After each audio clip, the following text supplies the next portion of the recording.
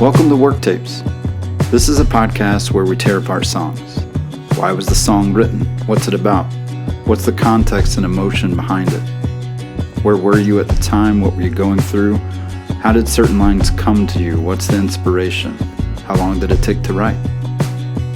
I'm Brandon Carswell, and I'm fascinated with songwriting and how songs are built from the ground up. It's easy to hear a full production song on the radio and dismiss its origin story. I want to hear the rough draft of the song, or the work tapes. I want to explore the very beginning of how songs that move us and make us move are born. Hello, everyone, and welcome to Worktapes, another edition of Worktapes. We're cracking up here with Elvie Shane. What's up, man? Hey, man, just living the dream, refusing to wake up. Yeah, well, thanks for being here. Thanks for having me. It's a nice kind of, the weather's been kind of gloomy, weird here in Nashville, and humid in November. Yeah. Nice and kind of cold in the studio here. Can't make up its mind. No. I've kind of grown to love it, though. I just went to Boston for the first time a couple weeks ago, and it was a nice rainy day in Boston, which I feel like is how you should experience Boston. Yes. So I just put on my rain jacket and cool. Went and hoofed it, man. What were you doing in Boston? We had a show a couple hours outside of Boston with Brothers Osborne called cool. the Big E Arena, which is like I don't know why they call it an arena because it's like a fair, but it was a great show. It was a good time. Nice. Very cool. We met in prison. Yeah, we did. That's how this kind of got started as far as you being on the podcast. And then we kind of just bonded over glasses. Yeah, we did. Like optical eyewear. The Jacques-Marie Mage fam over here. I wore these specially for you. These are my special occasion glasses. Those are cool. Well, thank you, man. I had to. This is my guilty pleasure for last year. Like I said earlier, I try to buy one pair a year, but I'm not going to buy a pair. I didn't buy a pair this year, because the music business is fickle and the money wasn't coming in like it used to. Yeah. So. Well, it does that. And I always appreciate when somebody notices what my glasses are. Yeah, I get compliments on them, and that's fine, but when you know the brand, then I'm impressed. Well, it's the arrowheads that give it away for me. Yeah. You know, that's kind of a thing of theirs, but it was a pretty like cult following for a little while. They're starting to get a little more popular. Yeah, it's when they get too popular, I'll try to find a different brand probably. Yeah, because no one wants to be that guy. just pretentious about my glasses. The reason I wanted these is because Jeff Goldblum wears them. Oh yeah. And I had a few years ago watched whatever his show, The World According to Jeff Goldblum, I think it's called. Mm-hmm. And he wore these like every episode, and I was like, I got to have those. I've seen Robert Downey Jr. wear them. Okay. In a couple of different There's scenes. A show called The Gentleman, like a UK-based show that yes. I think they wear a lot of these in. That is a great show, It's a great show. Yeah, it's pretty cool. It's pretty wild and violent. And you said you've been watching Penguin, too. I watched Penguin, yeah. That's a good show, too. I'm enjoying that so far. I'm a comic nerd, and so I had to go down that road. But this show, just like I told you a few minutes ago, Penguin is just a good mob show. Yeah, it seems that way. It's not like, it doesn't seem like superhero story kind of stuff. It's just a good mob show. I don't think Batman is even mentioned in the first season so far. Yeah, I haven't heard anything about it. It's a good storyline, good plot so far. It's supposed to roll into the new Batman movie, I think. I think the theme or the plot or something. Clever little devils. Mm-hmm. That's how they do it. That's cool. Oh, it's so good. They're stealing some Marvel ideas there, sounds like. They always have. DC. Okay. Yeah. DC always. Yeah, it's a little tug and pull there. Yeah, it's no good. I casually mentioned we met in prison, so our listeners might be confused by that comment. Yeah, we were cellies. Mm-hmm. Not exactly. Yeah. We met through Send Musicians to Prison, so nonprofit that I've worked with. You were one of the artists that played that day, and you did a killer set. And we just, as it goes in most show, when you do a show, sometimes you're sitting around waiting. Yeah. And that's how we met. Kind of talked about Made a lot of friends that way. Yeah. That's how it goes. Friends. So thanks for being here. I appreciate it. It's awesome, man. I love doing podcasts. It's fun. I mean, if nothing else, I love to talk. So here we are. I liked your set. I always get curious, like before one of those Some Musicians to Prison events, how the artist is going to connect and if they're going to connect, because it's such a different crowd. It's not your normal homegrown Elvie Shane fans buying tickets for a show. Yeah. And super stoked to be there. So connecting with that audience can be really tricky. I started connecting with that audience through a song actually that I wrote, and we'll talk a little bit about a different song today, specifically with this episode. But another song that we did that day is called 215634, which is a friend of mine's number that he has right now. And when I set out to write a song for him, and so I struggled. I'm like, how in the world do I begin to connect with this guy right now? And at first I'd already started this song, and it was like something. I hate these god dang concrete floors. And I was thinking about, at first I was writing a song about working in a factory because I'd done that plenty. And then I talked to him, and I was like, oh, wait a minute, there's a lot of concrete floors in prison. And I was like, so how do I relate to this? And I started thinking about jobs like that at times in my life where I'd felt like I was kind of imprisoned, by this thing, whether it be a job or whatever. But where I really connected with it is where I come from, man. I was one of those kids that was ready to leave when my feet hit the ground, and I always kind of felt stuck. I love my hometown now. I have an immense appreciation for that place and those people these days in my life. Caneyville, Kentucky. Okay. And it's wonderful people up there, man. Great people. They even gave me signs on the outskirts of town, and they dedicated a day in October as Elvie Shane Day. So that's pretty cool and everything. But growing up there, I guess I just wanted to see the world, man. And I knew this culture, this religion, this way of life, and I knew there was many other cultures, religions, and ways of life out in the world, and I just wanted to see them and experience them and meet people who've grown up in those, and I don't know, just diversify myself a little bit in that way and understanding people, because I'm intrigued by people mostly. But so just thinking about being a kid growing up there and having that feeling of always wanting to go out, and so there's a line in there that says, just like the hollers in the streets in here, fight like hell and hide your tears. And it's still the same old boy can't find his way out, and so that was at that moment I was like, okay, this is how I can step inside their shoes for a day, so or for 3 minutes. It was a great show, and I knew I wanted to talk to you after I heard a few of your songs and got to know you a little bit, not much, but introduce ourselves backstage, but in the other room. For our listeners that don't know who you are you? What do you do?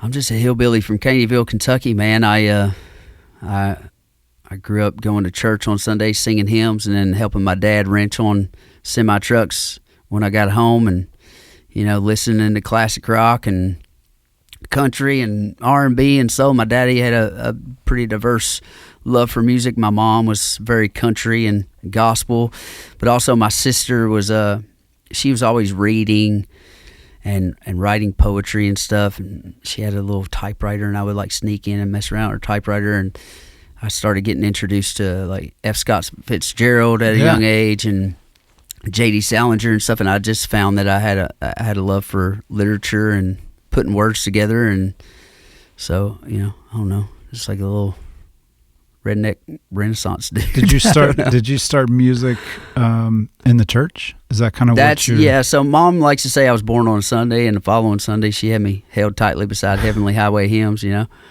My first love for music came from that. My brother sang a song called "Victory Is Sweet" in church, and him and my sister were in a car accident and left my brother kind of unable to sing for a while, and he had a long road, man. He was in a coma for a long time, and recovery was a long time, and lost some of his abilities because of brain injuries. But so I took over singing that song, And that was my first time singing in front of people. And I just remember being really little and singing. I was probably 7 the first time I sang that in front of the congregation. And I seen in that moment how you can sing in front of people and move them. And so I was kind of hooked at that point. I was like, I got to make people feel something, and I got to feel something in the middle of that myself. So I just fell in love. And you were 7 when that happened? I think I was 7, maybe. I was 5 or 6 when they had the accident, so it wasn't long, within a couple years after the accident, that I started singing that song. Yeah. So you sang in front of the church. You felt that how music can move people. Yeah. And you kind of had that experience. So did that experience lead you into wanting to write, or was that later on? I think that, coupled with, my dad was always very much a lyric guy, so I think that's why his love for music was so diverse, is he really liked to listen to the words. So I would just go ride around with my dad or drive him around when I was a kid while, it was the 90s. I go drive gravel back roads while Daddy drank some beer, you know, and we would just listen to music. A lot of John Fogerty and Steve Earle in particular, and he would make me listen to the lyrics of the songs, and he's like, you really need to know what the song's talking about. Okay. And Dad's, he's a truck driver. He's not in any way like a writer. I think he's an artistic guy, but he gave me my love for lyrics and storytelling. He was a truck driver, like I said, so they can tell stories, Oh, yeah, because they have them. Yeah, they got them. But Mama gave me my love for singing, and my mom is a beautiful singer. And my dad sing as well, but just, 50 years of Marlboro Reds changed that a little bit. Sure, but, sure. I just it kind of came together. Mom gave me singing, Dad gave me lyrics, and sister gave me a love for writing and reading as well. So when did you start writing your own? Man, when I was like 7 years old, 8 maybe, my mom was on this kick. She was listening to, I think it was Boyz II Men or something. She was just listening to this record all the time in the car. This is such a stupid story, but I don't know why that's funny to me. That's not what I was expecting. Exactly, right. But I remember just being a kid, and like she had this record on all the time. And then there was that other song, I can't remember, what was this guy's name? One, you're like a dream come true. Oh, yeah. Just want to be with. And she loved that song. And I just remember I'm walking through a field one day, and I'm just like trying to string some words together, and I'm like 8 years old, and I got this little girl I think I'm in love with at school, and I was just like, oh baby, you must be the key to heaven for me, and I was like, that was the first time I ever strung words together, and then that sucked, so I didn't do that again for a long time. You were writing like sexy songs. Yeah, like I was trying to write some Boyz II Men. Didn't they have stuff. one that's like, I want to make love to you? Dude, I don't remember any of the titles. I'm terrible about that, but it's so wild to me to look back and be like, Boyz II Men got me putting words together for the first time. But no, as I got a little bit older, I went to a revival one night. It was weird because we went to this other denomination for revival, which my mom and my family were like, we don't go to other denominations. This is the way. But we go to this other church, and I'm singing like I always do at church and having a good time. And afterward, this guy walks up to me, Jeremy Carnes. He walks up to me, he's like, hey man, our singer in our band quit. I think I'm like 13 or 14 at this time. Our singer in our band quit, and we got a gig in 10 days. You think you could learn our songs and sing? And so I went, and I was like, man, somebody asked me to be in a band, Yeah. So I go to my mom, and I just knew she was going to say no. I knew it. And I asked her, and lo and behold, man, she let me do it. So the next weekend after church, he sent me the songs, and I can't remember how. That was ages ago. We couldn't just send songs over the phone back then, But somehow I learned the songs, showed up for rehearsal the following Sunday, and then we took off a few days after that to the VFW in Danville, Kentucky, and I played my first like punk rock screamo Wow. You know, it was like, that was the thing. That's also not what I was expecting. Yeah, that was the first music that I was ever in a band. How did those guys hear you at church and then put you in a screamo band? So Jeremy was the preacher of the pastor of that church's son. Okay. So it was kind of... You knew what you were getting into. Yeah, it was kind of like hardcore rock, but the lyrics also had just like a little bit of kind of like a POD, you know, Blind Side kind of tendency to lean towards some religious stuff in some of the lyrics. So you know, Mom was like, okay, well, it's kind of like Christian rock, so we did that. And you know, as we got a little bit older, we got away from the Christian rock, and then the band, we went through so many different names and players and stuff, and you know, just from there split up, and then I went and I was actually a preacher myself for a couple of years. Really? Yeah. I did not know that. Yeah, it was. I preached from the time I was 18 till I was about 20. So, wow. Yeah, it was. That's not on Wikipedia. No, it's not on Wikipedia. Yeah, it was an odd time in my life. Were you like a pastor of a church? No, I wasn't a pastor. I was an evangelist. You know, okay. I just would go around and preach Sunday evenings, Saturday nights. Whenever I could get an opportunity to. There was one summer in Macon County, Tennessee. I went to revival 61 nights in a row. Oh my gosh. So the churches, the way that there was like 30-something churches, the same denomination I grew up in that county, and they would set up their revivals where all summer was revival. What denomination was it? Missionary Baptist. Okay. So it's kind of old school, you know, hellfire and brimstone Baptist.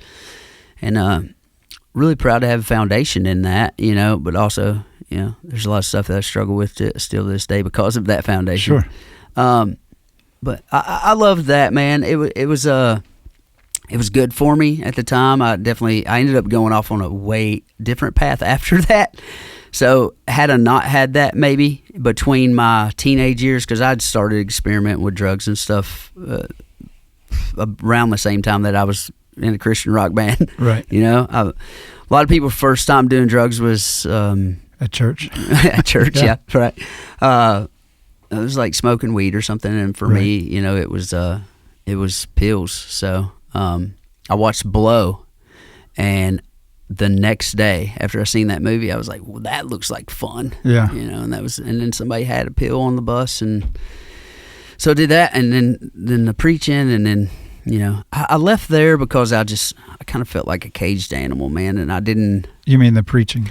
Yeah, I didn't know if I really agreed with everything I was preaching, because I'd only ever been told the same things I was saying, right? Mm-hmm. So I had never lived any life yet, other than, you know, some of the hardships I experienced as a kid. I didn't know what it was like. I didn't know what people were like. I didn't know what these other cultures, religions, and places were like. And I was like, I feel like I'm just regurgitating things I've been told all my life. I'm not really adding anything or anything. So it became more of a tradition than following the Lord to me. And so I stepped away from it, and the devil showed up quick, you know. Right. As I was grabbing the door handle of my car when I left church that day and decided I wasn't doing this anymore, he was right there waiting on me, you know. So a few years after that, I, you know, went back to my old ways. Yeah. And yeah. I have questions. All right, I got answers. That's what this podcast is for, questions. Yeah. When you were young and you got a taste for music and songwriting, was that something you dreamed of, and then you got into it with a band? What I'm trying to do is make a connection between, did you give up music to go preach? I didn't give up music. I mean, obviously, music wasn't, there weren't any really opportunities that had presented themselves. Where I come from, you graduate high school, you go get a job, and you work. So preaching was the job? Life. No, I moved. The pastor of my church would drive 2 hours every Sunday, Wednesday night, and third Saturday of the month. He would come 2 hours from Lafayette, Tennessee to Caneyville, Kentucky. He would pastor our church. But he had a mobile home warranty business where he'd drive all over the east and the south and do warranty repairs on houses made by Southern States, Giles, Southern Homes. So he offered me a job, and it was a good paying job. So I graduated high school. I went down there with him. Dude, I got pulled over every day for like 2 months, and I was like, I decided that this was God telling me, you know, hey, you need to do something for me. This is why you keep getting in trouble. I still feel like, you know, he uses me in spite of myself for some of those same reasons, but going to work with Brother Brad and working for his company, you know, kind of led me into the church deeper. And so, yeah, I went to work and found a calling while I was out there. Right. So you didn't go preach to get away from the music kind of lifestyle? No, not at all. Not at all.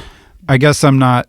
So you said that you had gotten into a band, found pills. Yeah. And so my thinking is, oh, maybe he went to preach to get away from that. No, none of the guys in my band, actually any of the guys that I played in that band with when I was a teenager would have killed me had they known I was doing that. Okay. You know, those guys, except for Jeremy, were in a different county.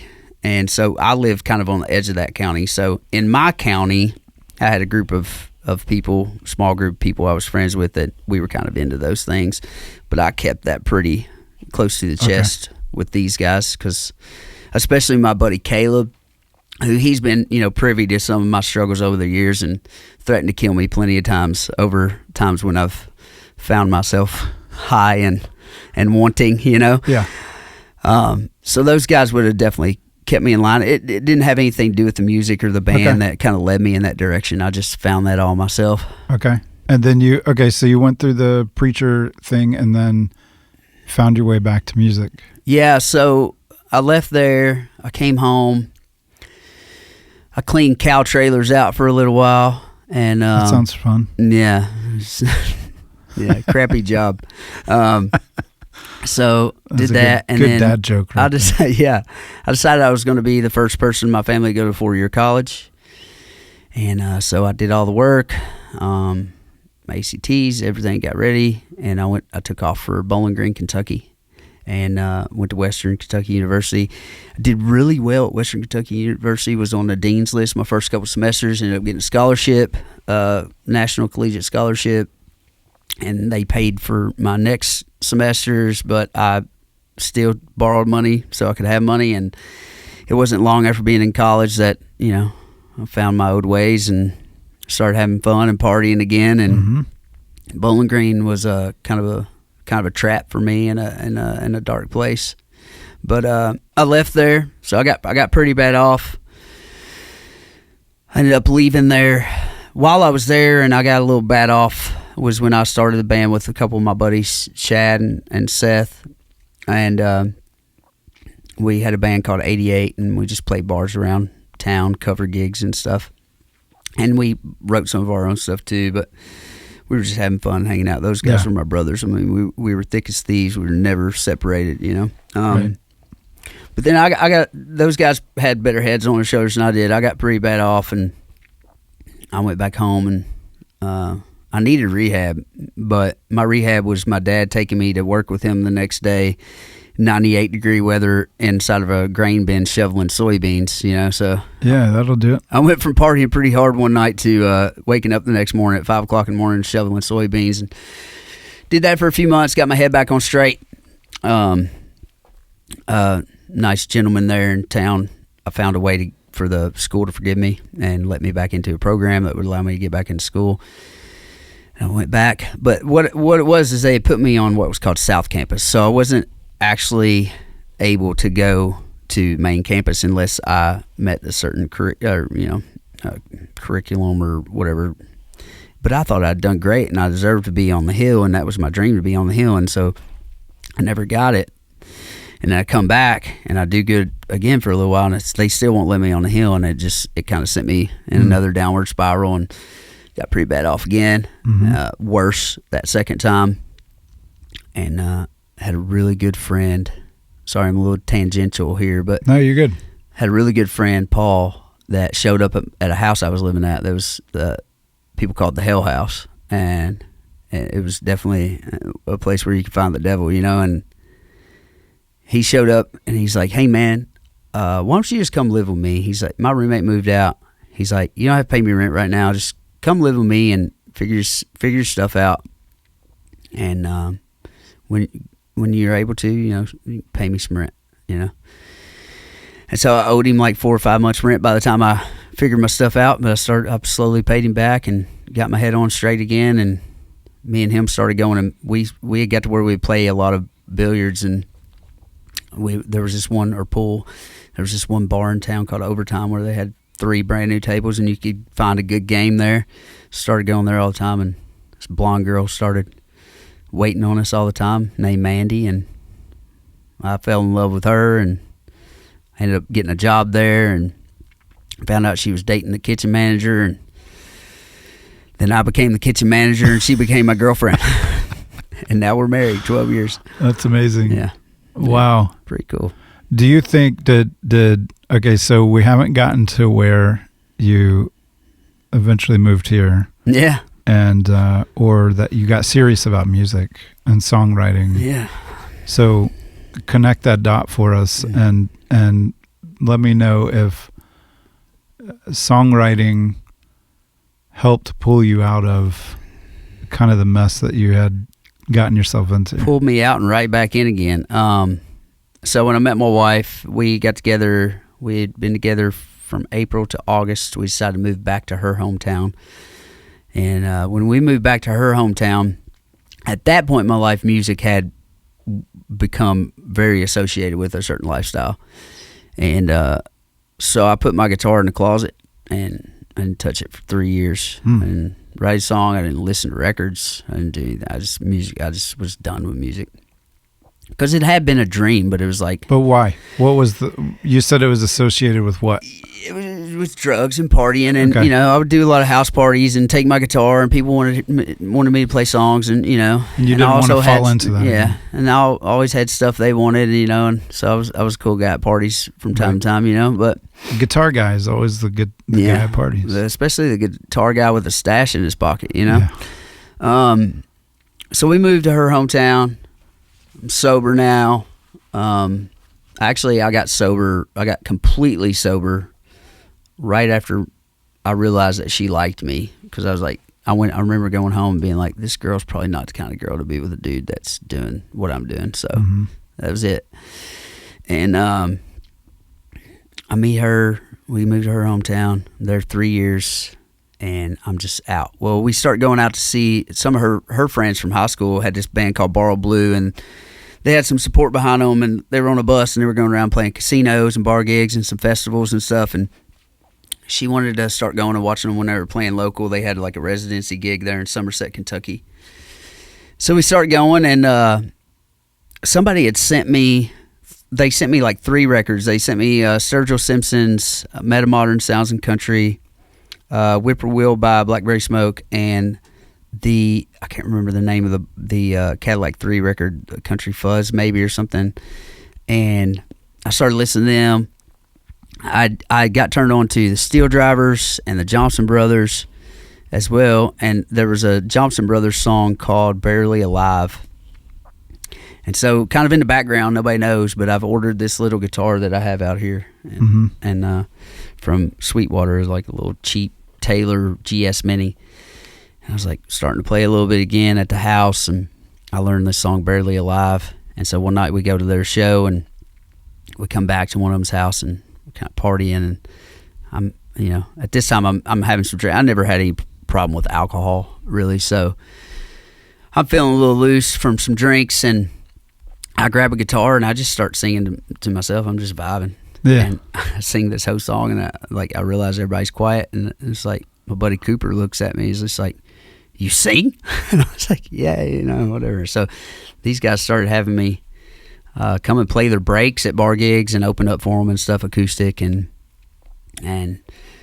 Cooper's dad had a place in Nashville where he would come down and write with people. Yeah. And so I figured out a way. I didn't figure out a way. I met this amazing couple from Ohio that had been very successful in life, and they see me play one night, and it was like, we're gonna figure out a way for you to not have to worry about your bills and be able to go to Nashville and start writing music. So wow. they took care of me financially for little over a year, and until I got a publishing deal. So started coming down here and all that. That's wild. Also, there was another like little another guy in that band, Brandon Davis. His dad owned a company called Pro Video Audio Productions. There's so many moving parts to the story. I'd been working construction. I hated it. My foreman wanted me to go after music. I got so mad at work one day, I just threw my shovel. I was like, I'm out of here. He's like, where are you going? I said, I don't know. I'm going to go do American Idol, or I'm going to start a band or something, but I'm done with this crap. And he's like, I've been waiting for you to say that, you know? You did American Idol, didn't you? I did, yeah. How far did you get? I think I made it through like 4 rounds. So they did a big story on me. The first thing, man, I went back and watched that. Do you feel like it helped? I mean, it helped in a certain way. It didn't like help catapult my career in any way, form, or fashion. What helped me the most was when I did my tryout in front of Keith Urban, Jennifer Lopez, and Harry Connick Jr. Harry Connick and Jennifer Lopez were just real bubbly. They really enjoyed my performance. It got to Keith, and it's like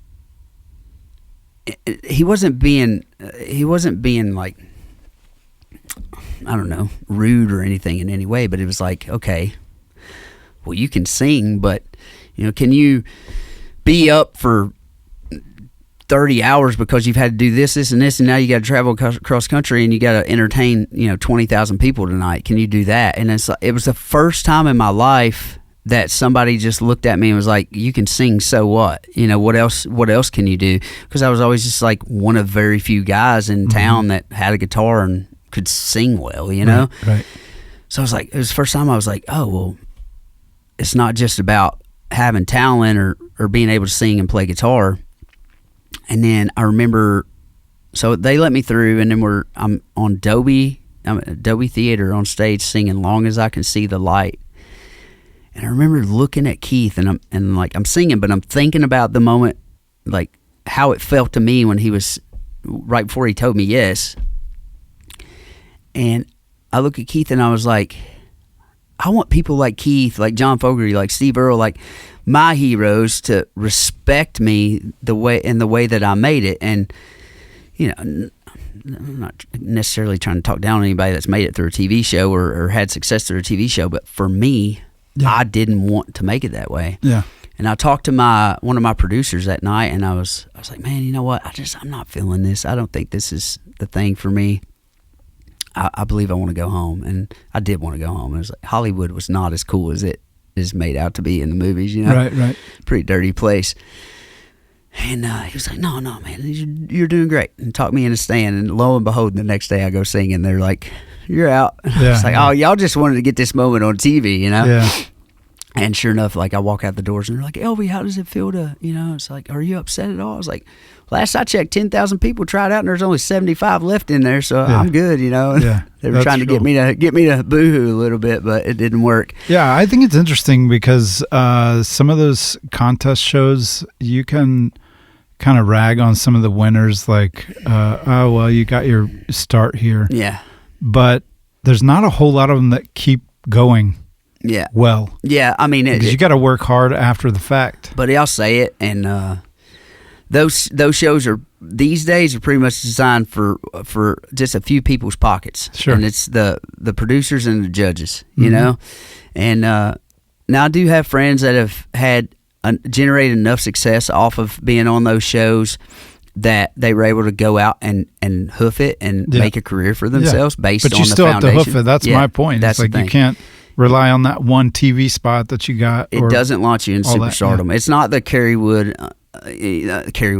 Underwood and Kelly Clarkson days anymore. Back then, it was a beautiful thing. Like but even some of the first ones, like you don't ever hear from them. Yeah.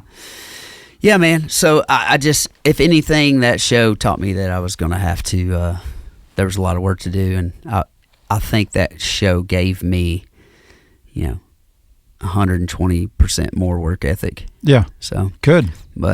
And then after that, I went back home. I was working at a mill. I was like, well, I'll just sing at Dolby Theater. I don't want to go back to working at a mill now. So I was like, I just want to do something with music. So Brandon Davis's dad had this company, his production company, that set up stages, ran sound and lights for festivals all over Kentucky and the surrounding area. And I just went in there. I was like, dude, I'll load trucks. I'll do whatever you want me to do. I just want to be around music. And he said, well, you'll be around music here. And he gave me a job. And then I might be getting a little bit of my wires crossed with how everything went, but it's been a long time ago. But anyways, and then I got an opportunity, and they sent me on my way and shook my hand, and still friends and proud of me to this day.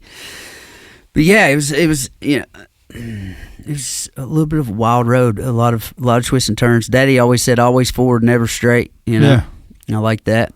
But it wasn't, if I'm hearing you correctly, it wasn't like your childhood dream to become like a recording artist or songwriter, band guy.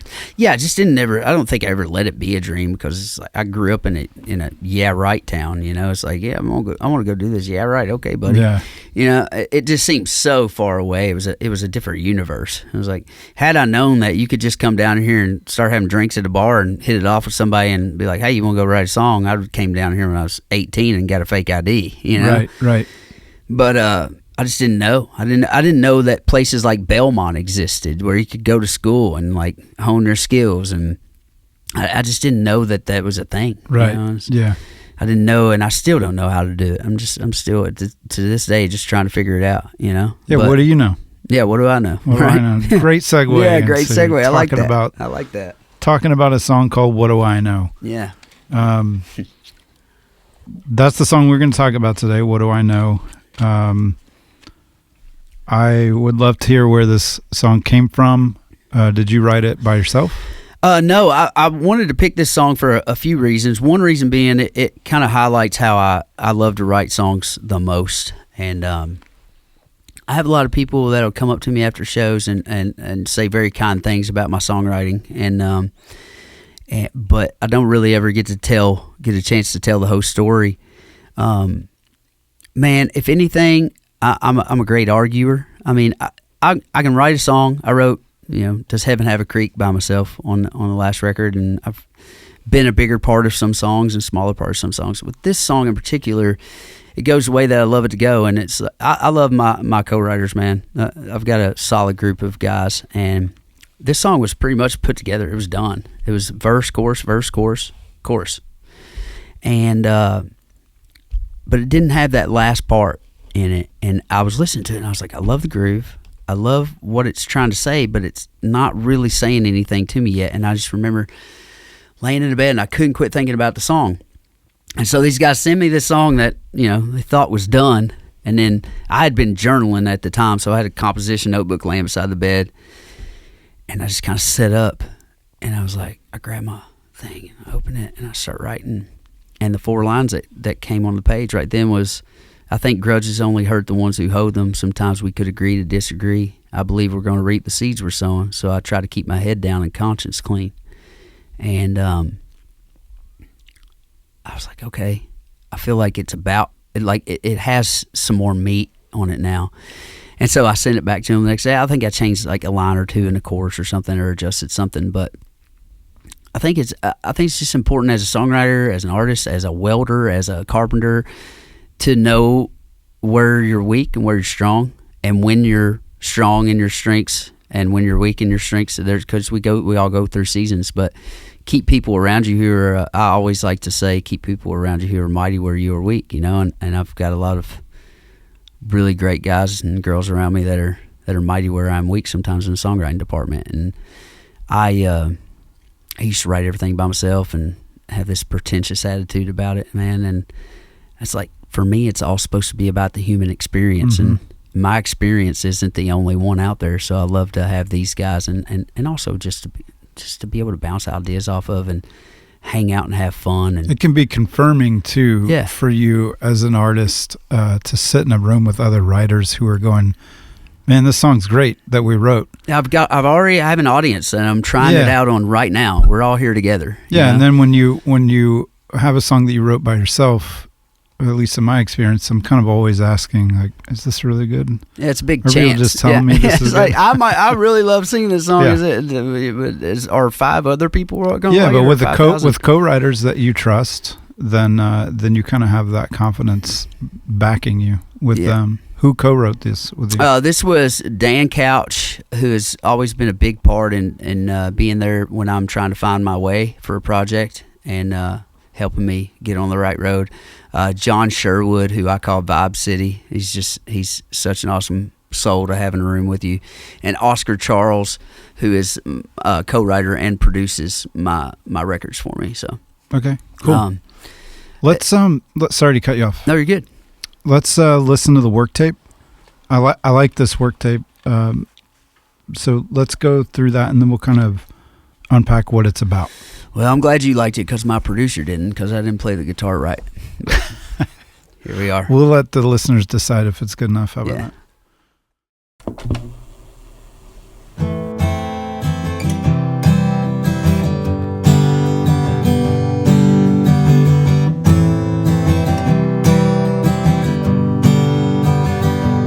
I think the red lipstick on a woman's lips looks sexy. I think Coke's okay, but it's way damn better with Jack. I think the outlaws, Waylon and Johnny, are gone forever. And I think Jesus, he's coming back.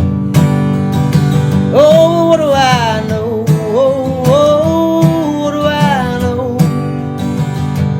I'm just a hard-working, beer-drinking son of an average Joe. Like to think there ain't nothing that I can't fix with a hammer and a crescent wrench. Oh, but what do I know? Oh, what do I know? What do I know?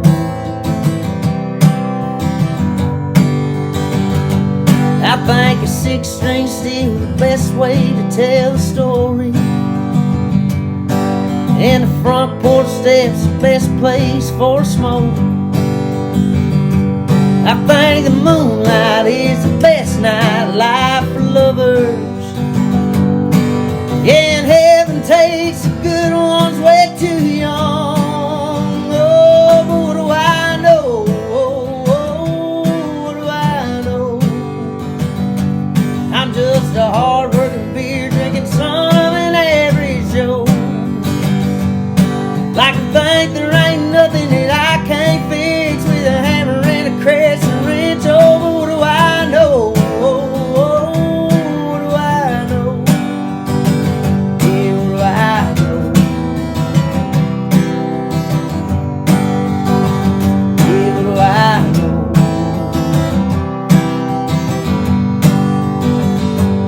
I think the grudges only hurt the ones who hold them. Sometimes we could agree to disagree. And I believe we're gonna reap the seeds we're sowing. So I try to keep my head down and conscience clean. Oh, but what do I know? What do I know? I'm just a hard-working, beer-drinking son of an average Joe. Like to think there ain't nothing that I can't fix with a hammer and a crescent wrench. Oh, but what do I know? What do I know? Yeah, what do I know?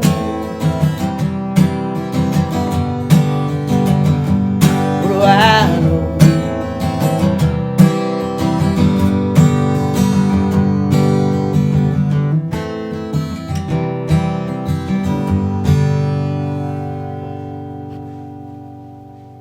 Okay, so what do I know? This song, to me, basically the song is going, you're asking all of these kind of deep-rooted questions. Yeah. You're asking them simply, but the more I listened to it, the more I was like, okay, these are actually deep questions or deep comments that you're going, I think this, I think that. this is what I believe, or you're asking a question, and then it's always every line is followed up with, but what do I know? You know, at the time that the original idea for this song was sent to me, there was a lot of political and social tension in the world. And I was at a point in my life where I'm trying to figure out what I believe, you know, who I believe will take us the right direction, if anyone can take us in the right direction. I'm trying to figure all these things out.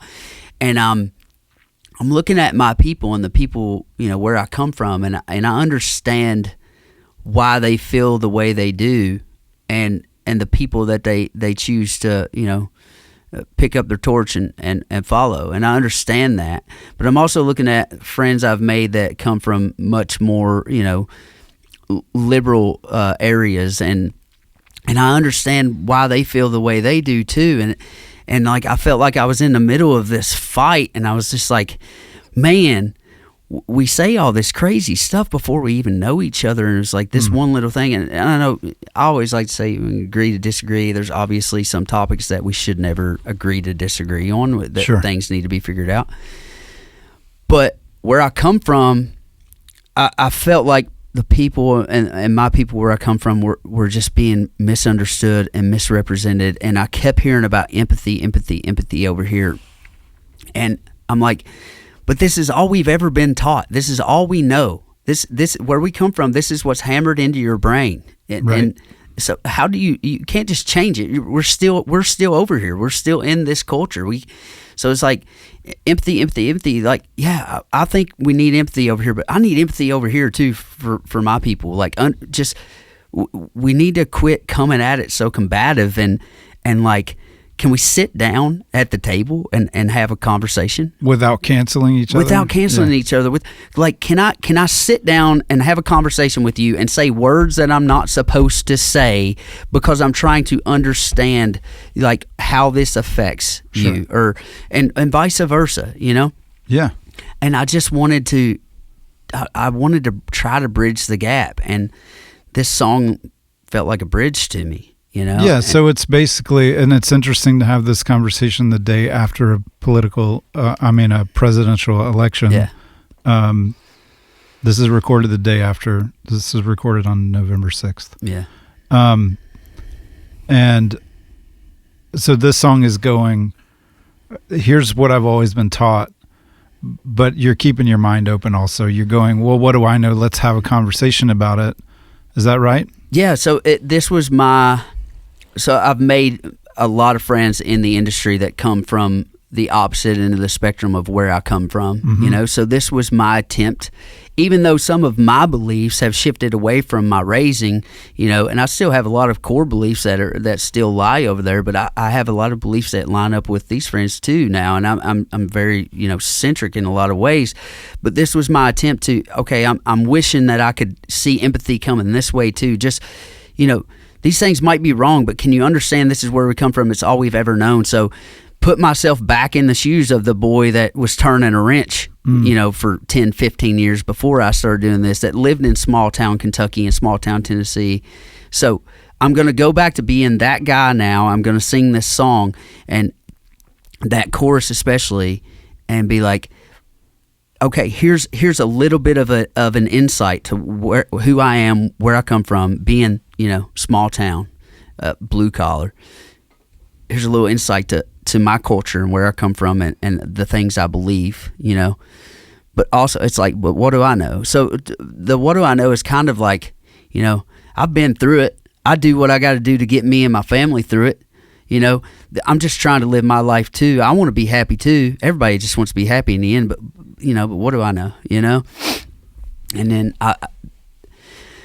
but still that felt a little one-sided, you know, so that's when the bridge or the third verse comes in. And it's like, we just need to find some common ground, man, and just come to the table together and sit down and be able to have hard conversations. And things are not as simple as they seemingly once were. And I think that's because things are talked about more now, or they're kind of put out in the open, and if you don't accept it, then you're out. Well, my buddy Josh has got the best solution. You should is it a heptic suit where you can like feel everything. It's like he believes that when you get on social media, you should have to wear a suit. So when you type some wild crap, you could just get a punch to the liver, you know, instead of just being able to be like, done, you know? Yeah. So I like that. I like that. Well, theory. I think it's also okay to, you know, if your convictions are what they are, stand your ground. That's fine. You believe this thing, by all means, tell people you believe it. If there's no malicious intent and you're following your heart, and people can disagree with me and think that I'm like whatever for this. I told them, we had a show at the basement last week. I was like, the election's coming up. Look, I don't care who you vote for. I'm going to vote for who I believe is going to take us in the direction that I would like to see us go. Yeah. I don't care who you vote for as long as you just follow your heart, you know, and don't do it because just in spite of these people or that person. Just Yeah, follow but there's your no heart. middle ground anymore, and that's what I'm saying. Is like man. you can stand your ground. That's okay. Yeah. You might be wrong. You might not. But you know, at least I would have more respect for the person standing their ground and speaking what they believe to be true than going down the middle and just following the crowd. It doesn't make sense to me. Well, it's also, you know, it's also a hard ground to stand when you're in the center too. Oh, yeah. When you lean this way and that way on certain things, and you're not caught up in the hysteria, It's chaos. Yeah. and the chaos. It's hard to stand there, especially as an artist when so many careers seem to be driven by political and social viewpoints these days, and people just get on, you know, and hammer, you know, this belief or that belief, and they gain a following because they say some wild stuff, and I just refuse to do that. Yeah. I'm not. It's just not in me, man. Like, I'm not going to use this thing or that thing to try to draw these people or those people. I just want to sing my music, and I want to see September 12th, 2001 again. Yeah. That's all I want to see. One day, I want to just tell the truth the way I see it, and I want to see September 12th, 2001. I love that. Yeah. I have two more questions for you. Yeah. Or comments. One, I'm proud of you for keeping things PG-13 today. I did well. I You've can't done believe great. I did well. You've done great. I know think I heard 4-letter it. words, man. I think I heard a hell, and that's it. That's it. Like, we're at PG That's right part now. of the 37 words, I think. We're at PG right now. We're at PG? Yeah. Well, damn. Still PG. Yeah, that's part of the 37 words, too. You know, there's like 37 words in radio that, you know, you're... What are your takes on profanity in songs? I think when they're necessary, I would never just like, I'm not saying I wouldn't use the F word in a song, or, you know, there's a couple of songs that I use the B word in, you know what I'm saying? I hate even saying the F word and the B word. That just runs through my skin. I hate censoring that. But when... Oh, I see what you're saying. You know what I'm saying? But I said you didn't have to. I You know, chose. I get You it. But chose. I'm just, but also I try to I be appreciate it. respectful, Thank you know? you. I think that when it's necessary and it gets the point across, it needs to be used, you know? I sent a fairly religious friend of mine my song, Does Heaven Have a Creek? And they're like, you know, I love this, is amazing.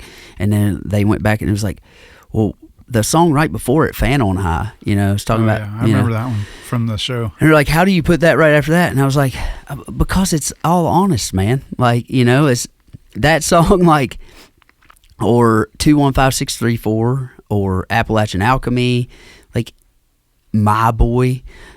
Some radio person told me here a while back, it's like, you know, I think it was just that, you know, after My Boy, then it, you know, all this other stuff has been out there and it's a little crazy. And I was like, yeah, but there's no common thread, you know? It's like the common thread is that I'm being honest in every song. Like trust me, I deal with me 7 days a week, 24 hours a day. Like I know I'm all over the place, but I just... So it's not about just throwing profanity out just to throw it out and make man. some kind of like, I'm a rebel kind of guy. No, I never It needs said I to was serve, outlaw. Yeah, it needs to serve the song. The whole outlaw thing, and like, if you got to say you're an outlaw, dude, get out of here. You're not an outlaw. You're not an outlaw if you got to say you're an outlaw. It's like, just write songs. Well, even the Outlaws of Country, they were dubbed that. And you listen to their songs, you're like, this isn't outlaw music. This is It's just not that beautiful outlaw. love songs and songs about drinking at the yeah, bar. And Willie you know, Nelson smoked pot and Yeah. Johnny Cash barely went to prison. it's like the outlaws are gone. It says Yeah. it. I believe Waylon and Johnny are gone forever. Yeah. You know, it's in the song. It's like, that era's already come across, man. I just, to each his own. Mm-hmm. I can get frustrated about other music real fast. I try not to drink the haterade these days. Haterade.